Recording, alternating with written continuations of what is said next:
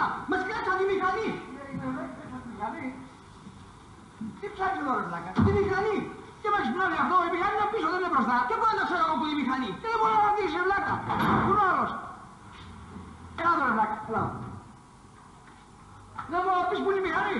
Αφού δεν με ρώτησε. Και αν δεν σε ρωτήσεις, τις αγώνια σε ποιο βλάκα τόσα χρόνια. Ας το διαλφθεί εδώ πέρα. Πήγα το μαγαζί να μην σε βλέπω. Θα σε πάρω με τροχούς. Ηλίθιε, άσε την αγωγή.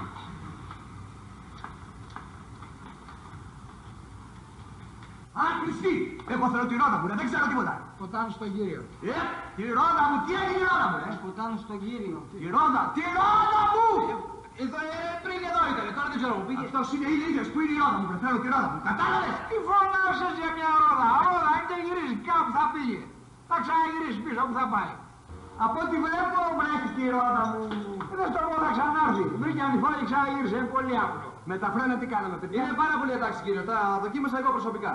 Τότε να πληρώνω και να φεύγω, Λοιπόν, θα δώσεις 5.000 για τα φρένα και άλλα 5.000 για το ψάξιμο της ρόδας. Εγώ πρέπει να πληρώσω το ψάξιμο της ρόδας. Και ποιος θα την πληρώσει, εγώ μόνος έφυγε. Εμείς τη διώξαμε. Και να δοξάσεις και τον ύψιστο που δεν χάθηκε όλο το αμάξι. Λοιπόν, πάρτε τα κι άμα με ξαναδείτε να με γράψετε, Έτσι κι αλλιώς γραμμάω σου. Όντως αφεντικό, ωραία ιδέα σου.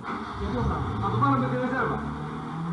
Αυτό δεν ρωτάει τα για ρεζέρβα. Αν τα για ρεζέρβα, άλλα το καθεστώς.